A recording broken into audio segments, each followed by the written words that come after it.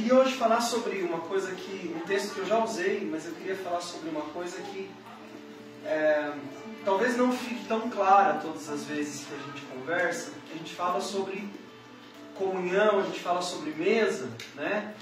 E aí você fica assim pensando, puxa, né? Comunhão, o que é comunhão? Mesa? O que quer dizer quando fala sobre a mesa, né? Aquele negócio lá com 4 pernas e tal, é muito mais do que isso, né? Vamos falar sobre o que isso significa dentro do contexto que a gente tem estudado, que a gente tem buscado a Deus, né? Então eu quero usar o texto de 1 Coríntios 11, de 17 em diante, tá? O Gui vai me ajudar hoje, ele está de presbítero, né? Ele está de camisa hoje.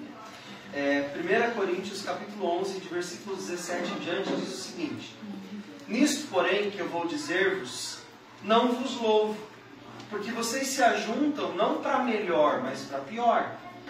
Antes de tudo eu ouço que quando vocês se juntam, há entre vocês dissensões, e eu em parte acredito. Até importa que haja entre vocês heresias, para os que são sinceros e se manifestem entre vós. De sorte que quando vos ajuntais num lugar, não é para comer a ceia do Senhor, porque comendo cada um toma antecipadamente sua própria ceia, e assim um tem fome e o outro embriaga-se. Não tendes porventura casa para comer e beber? Ou desprezais a igreja de Deus e envergonhais os que nada têm? Que vos direi? Louvá-los-ei? Não, nisso não vos louvo. Paulo sempre é muito claro nas coisas que ele diz. E eu fico pensando que às vezes essa coisa mais cotidiana, mais chão da casa, que Paulo se refere, sempre tem alguma coisa mais importante a dizer do que o irmão guloso que come tudo a coxa do frango e não deixa nada para o outro. Do que o que come todo o pão e faz vários rolinhos de queijo e presunto e não deixa o outro que chegou depois comer. Do que simplesmente aquele que adora vinho e foi lá e tomou todo o vinho e agora o outro não tomou nada, porque o outro tomou tudo que tinha. Eu acho que o que Paulo está falando aqui acontece na mesa. Tem a ver com a mesa. Mas não é tanto sobre a comida, não é tanto sobre a bebida. Não é tanto sobre os modos das pessoas. E é tão interessante, eu não sei vocês como é que foram, mas na minha casa era assim. Quando chegava a visita, quando a visita ia vir, a mãe passava cartilha pra gente. Sua mãe fazia isso também? Sim. Deixa primeiro a visita. Viu, mãe? Não era só lá em casa. Tenha modos à mesa. Não pegue a comida com a mão. Limpe a sua boca no guardanapo. A gente entendia que o guardanapo era aquela parte da manga. Né? Ou a toalha era um guardanapo também. As costas da mão, qualquer coisa valia. Por isso ela dizia: oi? Não é? Não é? As instruções eram claras para que tudo corresse bem. Não tire muita comida de uma vez. Você pode repetir depois. Então tira um pouquinho, come, depois pega mais. Quando for a sobremesa, é um pouquinho. Não enche a cumbuquinha. Pega pouco. E assim a mãe instruía a gente na casa. Até hoje. Para que a gente tivesse modos à mesa. Para que o momento da mesa fosse um momento perfeito. Para que tudo que acontecesse na mesa fosse algo bom. E aí a gente olha para a Bíblia e vê Paulo dando uma bronca dessa para os irmãos que moravam na cidade de Corinto. Será que Paulo estava agindo meio como mãe para essa gente? Olha, que vergonha que eu fico. Parece que vocês não têm apóstolo. Vai fazer a ceia, vocês comem tudo lá, o lombo do carneiro, e deixa só os ossos para os outros roer. Não faz isso. Não foi assim que eu ensinei vocês.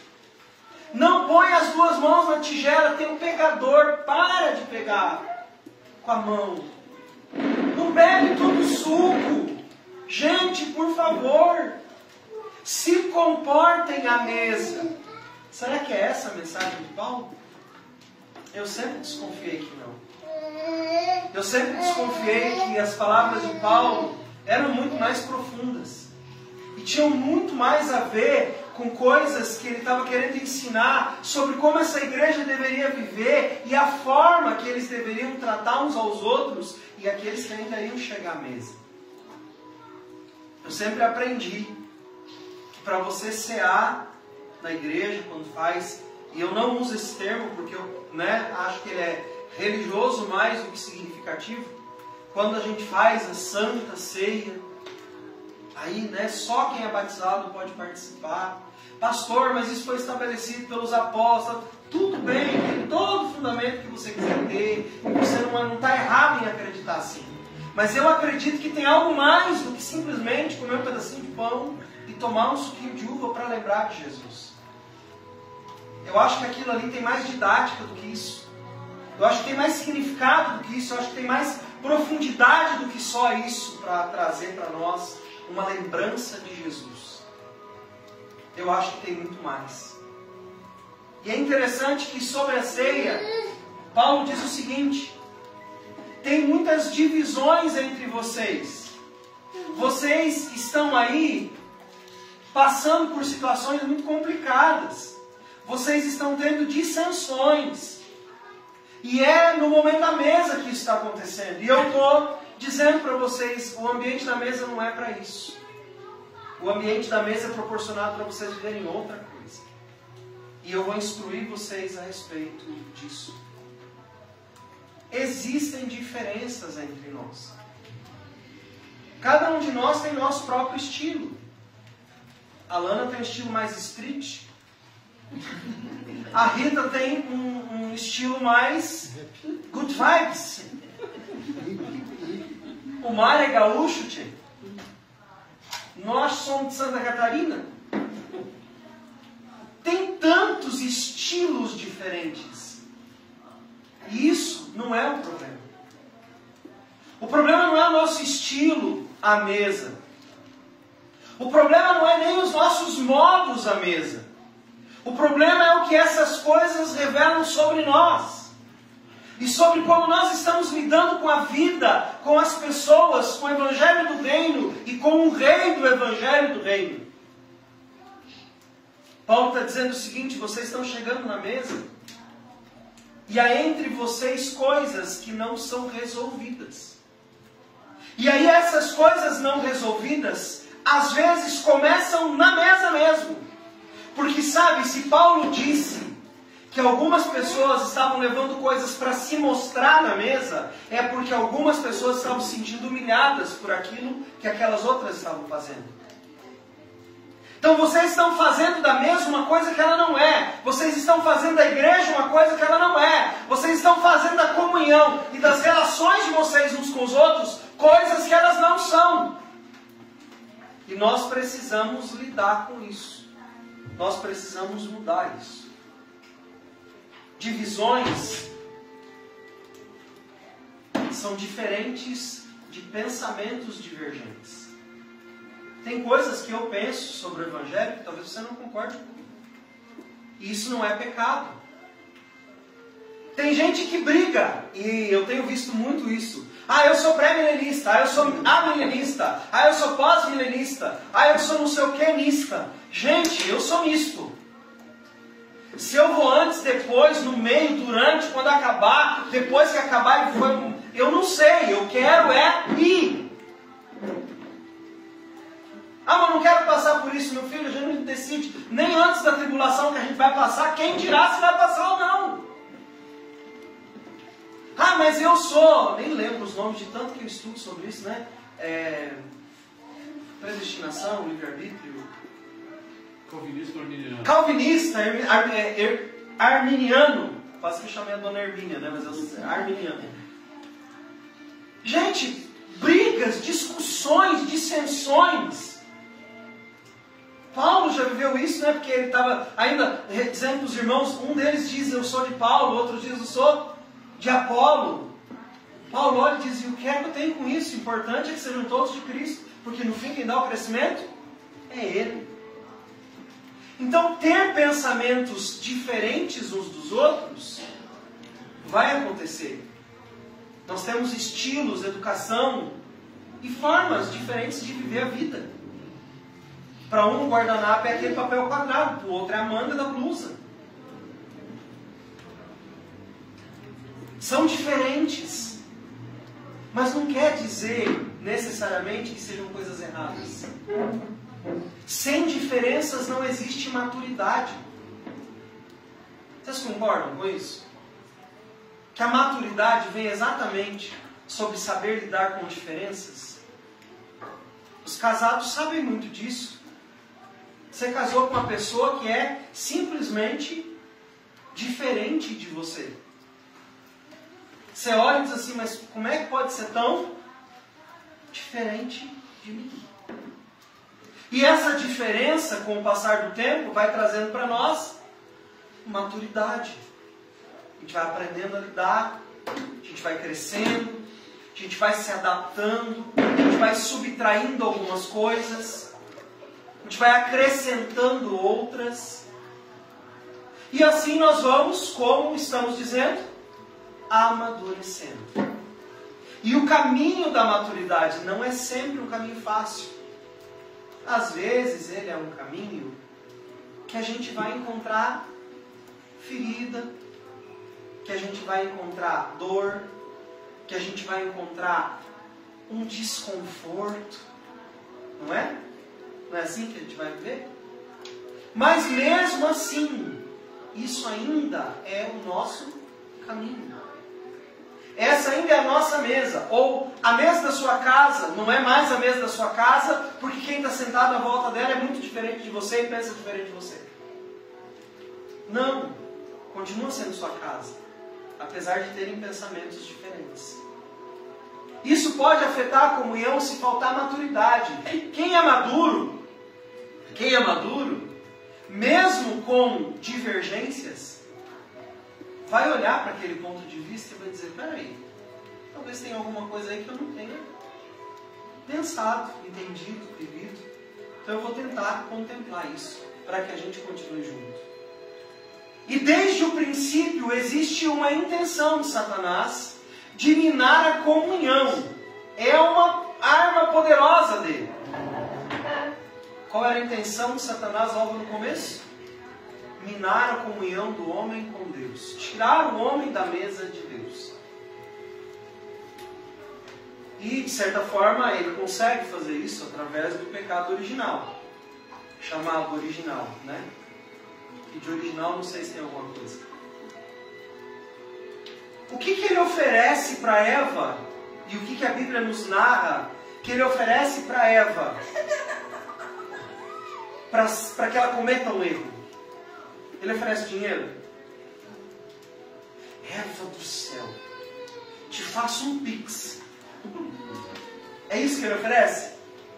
Milionário, Eva. Eva, vou te oferecer uma bolsa de crocodilo albino. É isso que ele oferece para Eva? Não. Um sapato Armani? Não. O que o diabo oferece para Eva, para que ela peque? Comida. Ele falou que emagrece. Isso. Por isso ela comeu. Se você dá só uma mordida, emagrece. Se seu marido morder, você vai perder o culote. Não. Eva chega para Adão e diz, vai perder a barriguinha se morder. Ele come também. O diabo usa, de novo, o alimento, a mesa, a fonte da comunhão, para que o homem abandone Deus, saindo da mesa ou indo à mesa, apenas para suprir uma necessidade dele, e não mais indo à mesa, para ter comunhão. De novo, agora nós vemos Paulo falando aos discípulos à primeira igreja do primeiro século, sobre como eles estão se achegando à mesa e uns aos outros. Eu sempre lia na Bíblia e eu não entendia qual era esse pecado à mesa que se cometia contra o irmão, que era tão grave. E hoje eu entendo, lendo os textos, de que o grave pecado era eu usar a comunhão para suprir minhas necessidades e não para ser o supridor das necessidades do meu irmão. Porque quando eu vou à mesa para suprir minhas necessidades, eu me assento primeiro, antes do meu irmão, sirvo antes do meu irmão, como sem pensar no meu irmão, me alimento sem pensar no meu irmão, então os meus olhos não são abertos. E aí eu peco, aí eu quebro a comunhão, aí eu desonro a mesa do Pai. A mesa de Deus não tem lugares, a mesa de Deus tem... O que a mesa de Deus tem? Vamos ver se você já ouviu isso em algum lugar. Quando eu ouvi, para mim foi surpreendente. A mesa de Deus não tem lugares. Alguém ouviu essa frase? Em algum lugar? Ela está assim, explodindo por aí. Tem bastante gente usando e eu achei ela fantástica. Ele diz: a mesa de Deus não tem lugares. A mesa de Deus tem espaços de serviço. O que ele quis dizer com isso foi o seguinte: a mesa de Deus não é um lugar para você se sentar e dizer: esse é meu lugar. Não. A mesa de Deus tem espaços de serviço. O que significa um espaço de serviço? Ele diz que era muito comum que nas mesas no Oriente tivessem espaços aonde ninguém sentava. Que era exatamente onde os servos vinham e serviam a comida, por aquele espaço. Era onde eram trazidas as refeições para serem distribuídas entre aqueles que já estavam à mesa. E aí eu lembro que Jesus disse que nós viemos aqui para quê?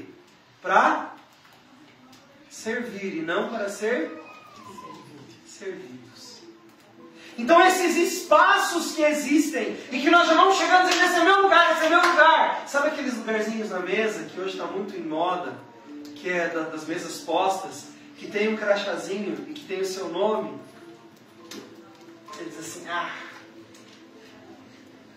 ali tem o meu lugar. Sabe, nós estamos com uma mentalidade tão errada sobre a casa de Deus.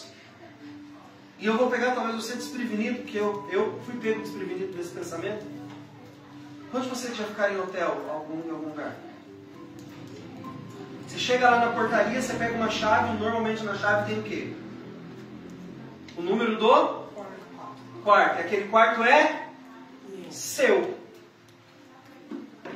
Nós estamos indo para o céu com essa mentalidade. Ai, será que a minha casa vai ser do lado do Santíssimo Lugar? Tomara que tenha uma vista para a glória. Eu já prefiro que seja diante do trono mesmo. Gostaria de ficar mais perto. Eu não. Já penso que quando eu for na cozinha e olhar, eu quero ver passar o rio da vida.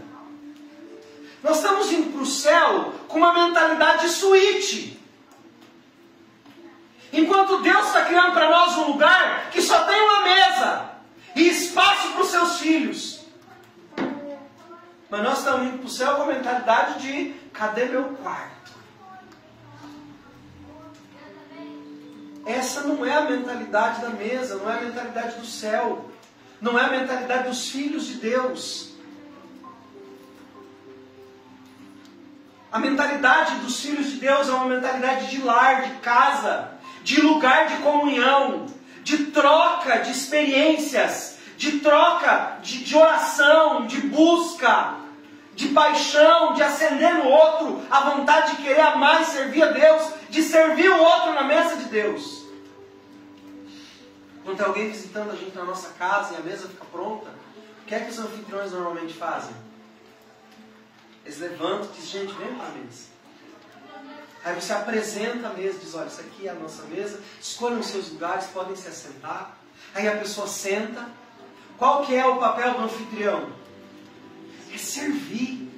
É dizer, olha, esse pedaço aqui de carne é maravilhoso. Olha, isso aqui a gente faz aqui em casa, todo mundo gosta, espero que você goste. Preparamos nosso melhor para você. Você quer servir a pessoa que veio para estar à mesa junto com você. O reino de Deus é construído dessa mentalidade. Tanto na mesa física, quanto na mesa espiritual.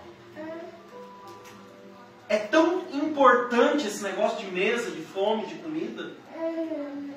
Eu não sei se você notou isso também, mas a Bíblia diz que Jesus foi jejuar no deserto, certo? O que acontece antes do diabo tentar Jesus? É bem sucinto no texto. E ele teve fome.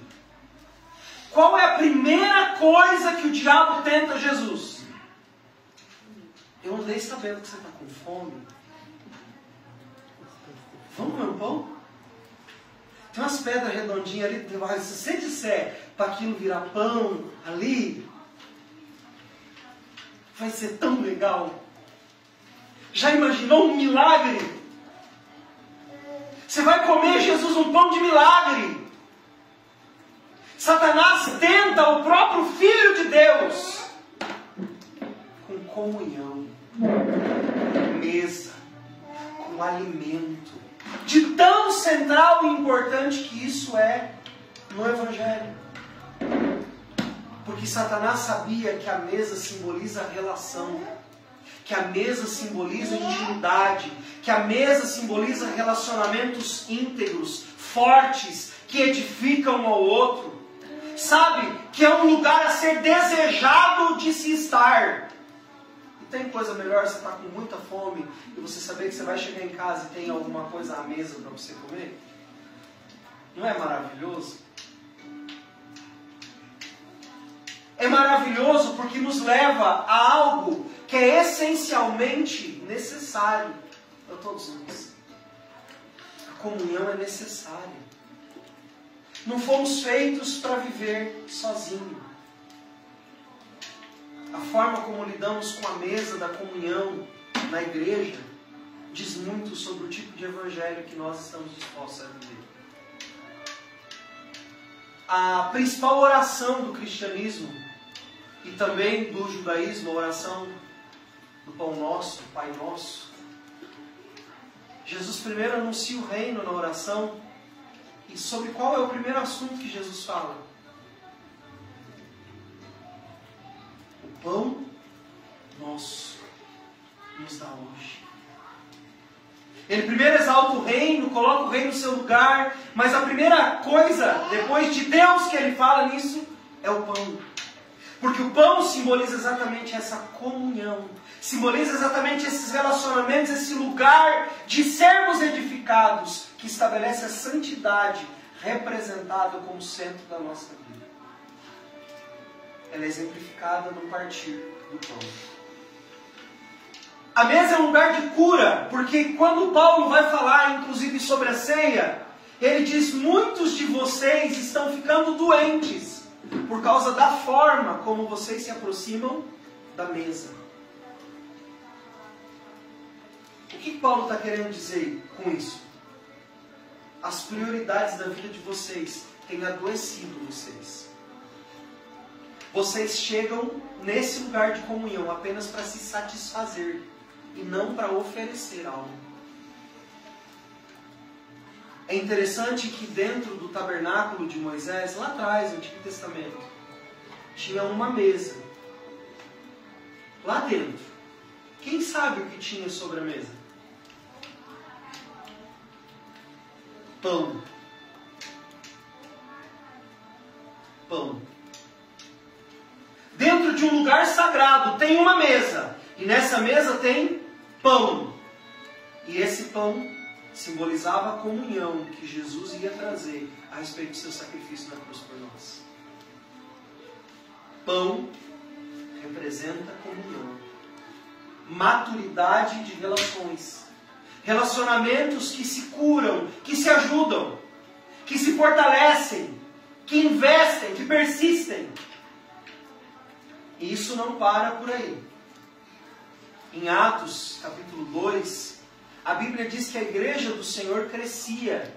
E ela se reunia de casa em casa. De casa em casa não quer dizer que eles ficavam migrando em procissões na casa um para o outro.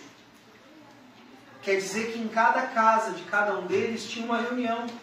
E Deus ia acrescentando pessoas que iam sendo salvas. E essas pessoas que iam sendo salvas reuniam-se em suas casas. E nas casas eles estudavam a palavra.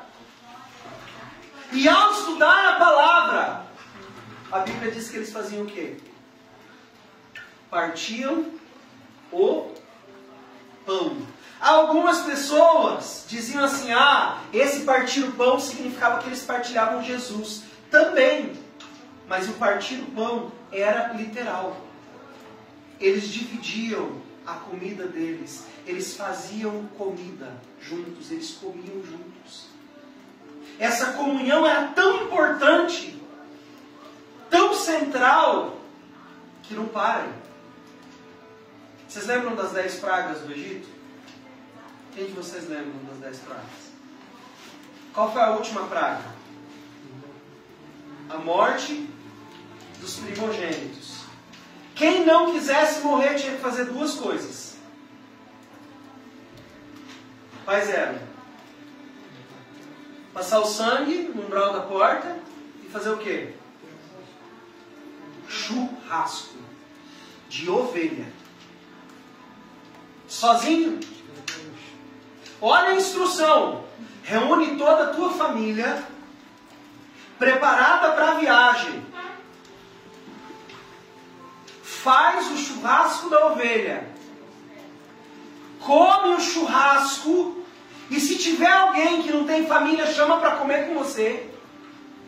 E se tiver uma família que você quer muito que partilhe, chama e come as duas famílias juntas.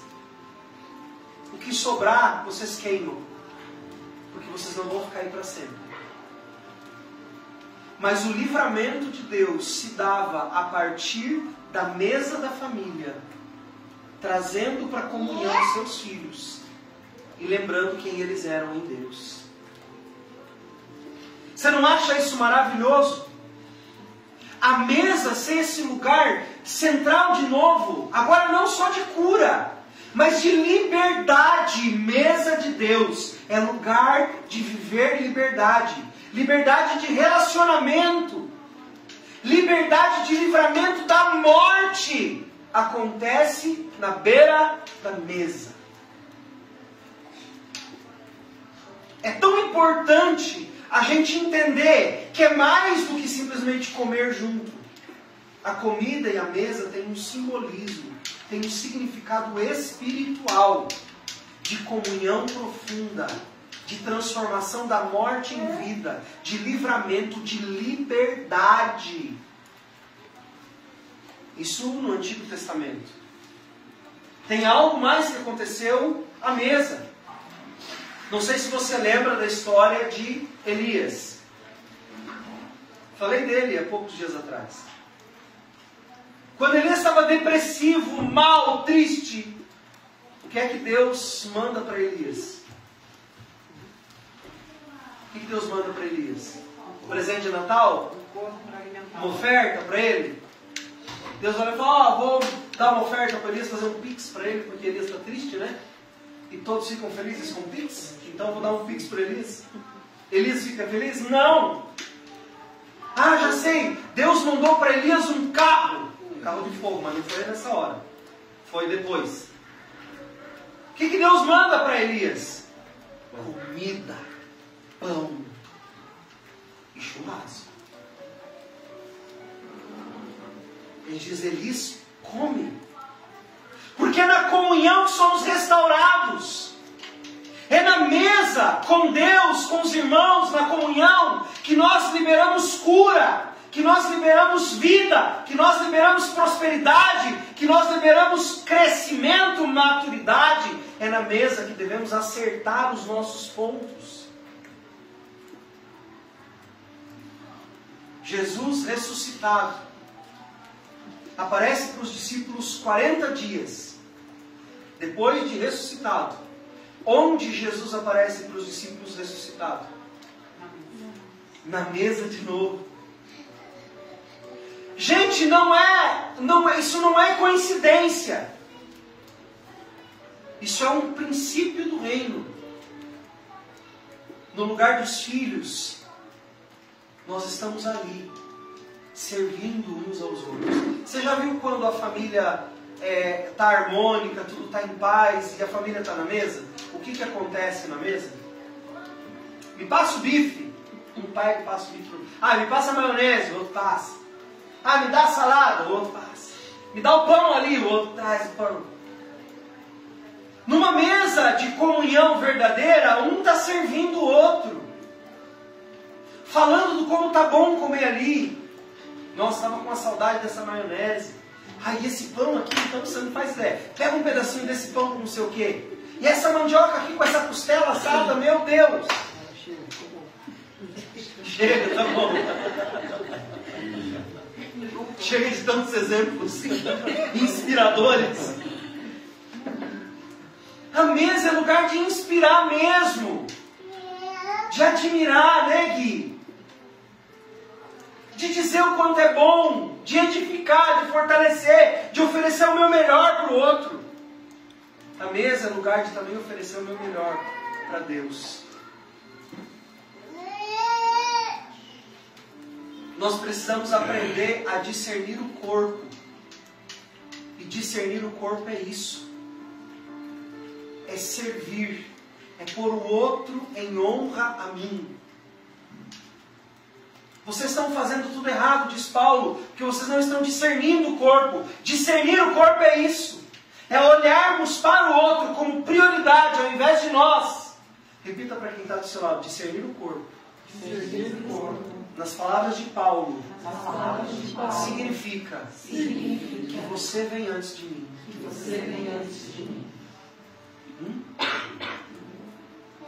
E eles estavam ficando doentes. E Paulo estava dando uma bronca neles lá, os irmãos de Corinto. Porque eles não estavam pensando nos outros antes deles mesmos.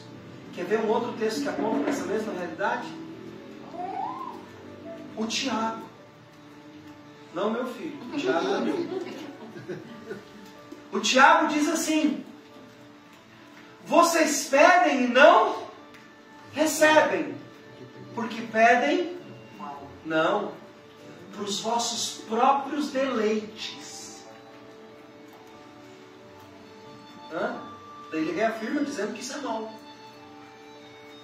Olha para quem está do seu lado e diz assim: se as suas orações continuarem sendo egoístas, só sobre você, só sobre suas necessidades, você vai continuar indo no RH. Você vai continuar reclamando, porque você não vai receber, porque você está sendo egoísta. O seu irmão vem primeiro.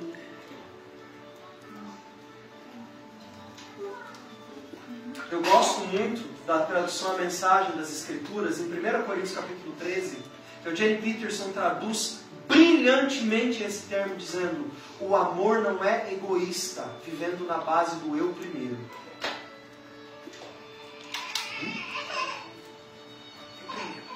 Depois o outro. Não. No Evangelho não. No Evangelho de nosso Senhor e Salvador Jesus Cristo, ao qual eu e você fomos salvos e resgatados, diz: sirva primeiro. Primeiro o outro. É muito interessante esses textos da Bíblia, porque eles jogam luz sobre o que Deus está querendo nos ensinar. Deus está querendo que a gente exerça a fé, não em favor do direito, mas em favor da justiça. Você chega na mesa para exigir seu direito de filho, de comer o melhor, a melhor porção, você está errando.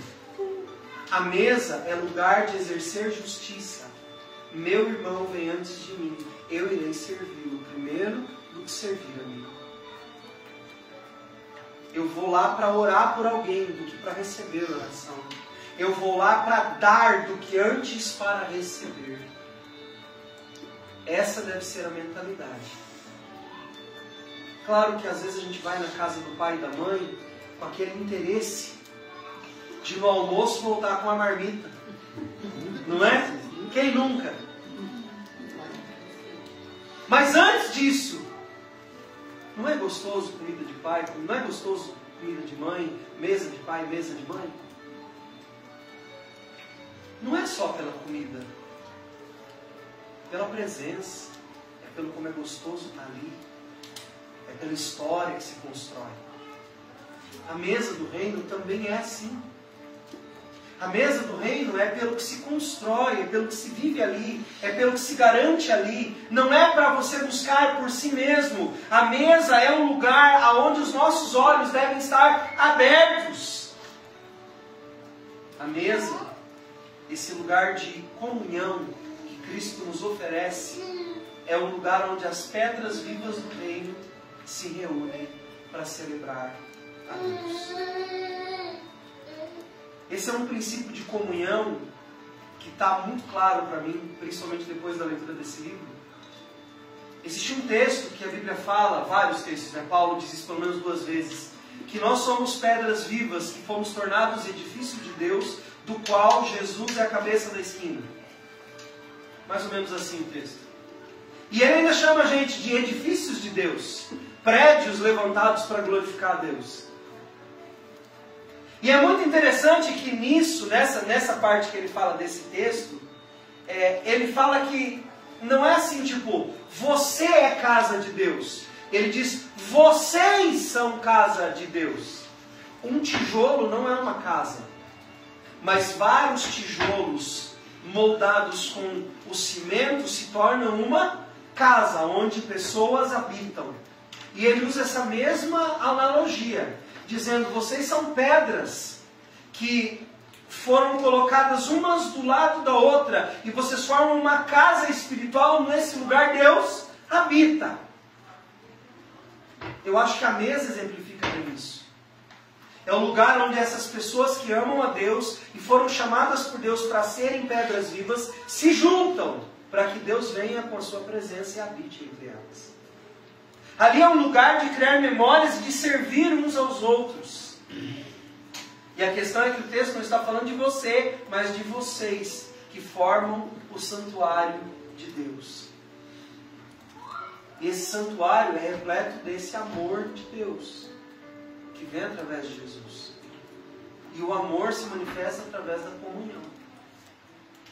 Através desse estar juntos, nesse lugar que nós construímos, muito maior do que prédios.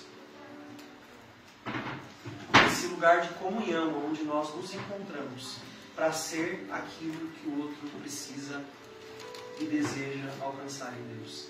Nossa missão, então, é amadurecermos a ponto de pararmos de tentar salvar as pessoas e começarmos a reconciliar as pessoas com Deus. A tarefa da igreja não é salvar pessoas, mas reconciliar as pessoas com Deus. Esse texto que Paulo citou, o comportamento dos irmãos de Corinto, dos corintianos, né? A mesa, não é sobre servir-se dos pratos, é sobre não servirmos uns aos outros, é sobre nos afastarmos uns dos outros, é sobre não estarmos ligados uns aos outros. Esse texto fala da maturidade de pessoas diferentes que se reúnem numa mesa comum para poder crescer e servir como Jesus nos ensinou. Jesus, antes da cruz, vai para a mesa. Depois da cruz, ele volta para a mesa. E ele está nos esperando na eternidade com uma mesa de banquete. Depende de nós se vamos estar prontos para essa mesa. Não só para nos servirmos dela, mas para servirmos uns aos outros como irmãos, que servem uns aos outros na casa do Pai, na mesa do Pai. Não vamos mais continuar adoecendo os nossos relacionamentos, esquecendo desse lugar importante de comunhão. De orarmos uns pelos outros, como fizemos com a Rita hoje. De orarmos uns pelos outros como já fizemos pela Patrícia, pelo Décio, pelo Mário quando estava viajando, pela Raide, pelos seus pais, e por tantos outros que nós já oramos aqui. Perguntar, chegar perto, dizer aí, está precisando de alguma coisa? Sentir que você estava meio fraquinho hoje na mesa, quer mais alguma coisa? Tem alguma coisa acontecendo que eu possa te ajudar? Eu acredito de verdade. Encerro hoje essa jornada para começar uma outra. Para que com esse entendimento que nós viemos tendo durante essas semanas que estamos estudando sobre isso, eu e você não sejamos mais impedidos ou não fiquemos mais doentes por pecarmos no aspecto da comunhão. Mas que a gente entenda o que é a comunhão. Comunhão é um ato de amor para servir em justiça ao meu irmão e não apenas para me servir da mesa como se eu estivesse brigando por meus direitos. É isso que a mesa deve simbolizar entre nós. Cura, restauração, resolver diferenças, colocar os pingos nos is, os pontos nas frases, resolver nossas questões e servirmos uns aos outros. A mesa tem que ser um lugar, como foi para os discípulos de Jesus, onde os nossos olhos se abrem e nós entendemos realmente o que o Evangelho está exigindo de nós. Vem dias pela frente aí em que nós vamos precisar muito disso. Não aqui como igreja local, vai acontecer uma tragédia, não. Dias onde o Evangelho verdadeiro está sendo convocado a se manifestar. E isso está tão em falta fora do Evangelho que nós vamos precisarmos manifestar como filhos de Deus, trazendo pessoas à comunhão para servi-las na mesa do nosso Pai, que nós sabemos que é uma mesa boa. Que você e eu estejamos preparados para isso. Eu oro e peço isso de todo o meu coração, Deus. Amém? Vocês entendem isso? Amém? Vou pedir para alguém dar uma pausa aí para nós. E